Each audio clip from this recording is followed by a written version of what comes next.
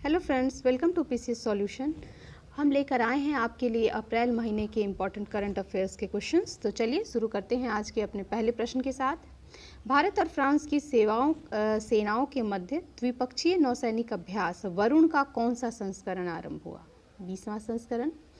भारत सरकार ने किसी India international institute of democracy and election management का विजिटिंग प्रोफेसर नियुक्त किया है। तो ये है professor Ashutosh Kumar.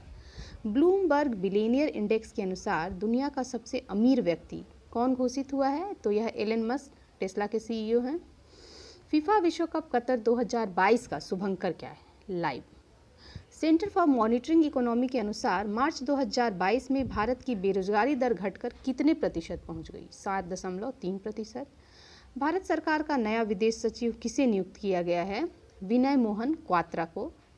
Asian development bank के अनुसार भारत की आर्थिक विकास दर 2022-23 में कितने प्रतिशत की दर से बढ़ेगी? तो यह है 7.5%।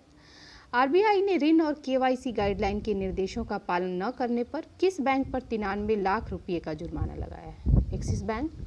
भारत की किन स्क्वैश खिलाड़ियों ने विश्व डबल स्क्वैश चैंपियनशिप में मिक्स्ड और महिला डबल्स के खिताब अपने नाम किए हैं? तो यह हैं दीपिका पल्लिकल और सौरभ घोषाल, जिन्होंने मिक्स्ड डबल्स का खिताब जीता है, और दीपिका पल्लिकल और जोशना चिनप्पा, जिन्होंने महिला डबल्स का खिताब जीता है।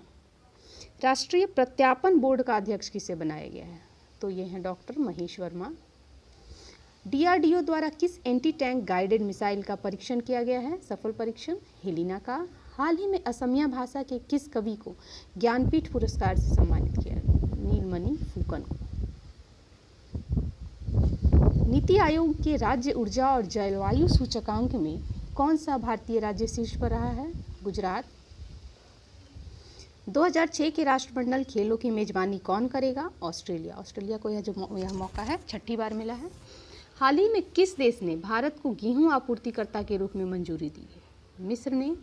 Indian Pulse and Grains Association ने किसे अपना अगला अध्यक्ष नियुक्त करने का ऐलान किया है? तो यह है विमल कोठारी। अमेरिका की सरकार ने किस भारतीय मूल की महिला को माली का राजदूत नियुक्त किया है? रचना सचदेव उन्होंने। संघ लोक सेवा आयोग के अध्यक्ष के रूप में किसकी नियुक्ति हुई है? मनोज सोनी जी की।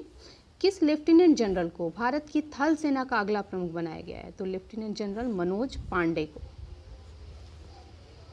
भारतीय मूल की किस महिला को अमेरिकी उपराष्ट्रपति कमला हैरिस की रक्षा सलाहकार नियुक्त किया गया है? शांति सेठी। हाल ही में भारतीय वायुसेना ने किस एयरक्राफ्ट से ब्रह्मोस मिसाइल का सफल परीक्षण किया? तो यह है सुखोई 30 एयरक्राफ्ट। भारत सरकार द्वारा किस भौतिक वैज्ञानिक को केंद्र सरकार का प्रधान वैज्ञानिक सलाहकार नियुक्त किया गया है? अजय कुमार सूद को। 24 अप्रैल 2022 को उत्तर प्रदेश के किस शहर में राष्ट्रीय घुड़सवारी चैंपियनशिप शुरू हुई? तो इस प्रश्न का सही उत्तर हो जाएगा मेरठ में। हाल ही में प्रारंभ किया गया लता दीनानाथ मंगेशकर अवार्ड से प्रथम बार किसे सम्मानित किया गया? तो ये है प्रधानमंत्री Shri Narendra Modi. Badminton Asia championship 2022 किस एशियाई देश में प्रारंभ हुआ? फिलीपींस में। हाल ही में केंद्र सरकार ने किस मानवाधिकार संगठन के फॉरेन कंट्रीब्यूशन एक्ट के लाइसेंस को रद्द कर दिया? तो यह है कॉमनवेल्थ ह्यूमन राइट्स इनिशिएटिव। हाल में ही विश्व बैंक द्वारा भारत सरकार के मिशन कर्मयोगी का समर्थन करने के लिए कितने मिलियन डॉलर की परियोजना को मंजूरी दी गई? तो यह है $47 मिलियन। कौन सी एयरलाइंस भारतीय नेविगेशन सिस्टम गगन को इस्तेमाल करने वाली पहली एयरलाइंस बन गई? तो इंडिगो। किसे वन अनुसंधान केंद्र का निदेशक नियुक्त किया गया है? डॉक्टर रेणु सिंह को। भारतीय रक्षा अकादमी एनडीए के नए कमांडेंट कौन बने हैं? Vice admiral Ajay Kochhar.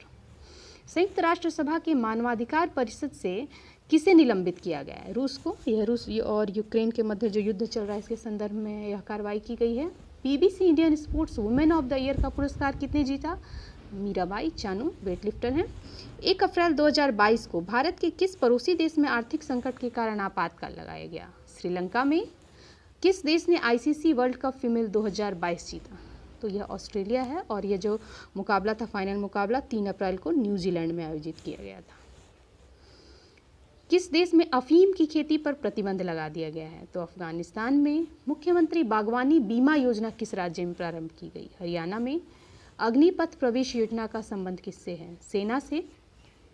4 अप्रैल को वर्ष 2021 के लिए किसे सरस्वती सम्मान से सम्मानित किए जाने की घोषणा की गई? प्रोफेसर रामदरस मिश्र को उनके कविता संग्रह मैं तो यहाँ हूँ के लिए। कौन सा हिंदी उपन्यास अंतर्राष्ट्रीय बुकर पुरस्कारों के लिए चयनित होने वाला पहला हिंदी उपन्यास बना? Tomb of the sand. इसकी लेखिका हैं गीतांजलि श्री। हाल में ही किस राज्य के कांगड़ा चाय को यूरोपियन आयोग द्वारा जीआई टैग दिया गया है? तो यह है हिमाचल प्रदेश। दोस्तों, ये थे हमारे अप्रैल महीने के इम्पॉर्टेंट करंट अफेयर्स के क्वेश्चन।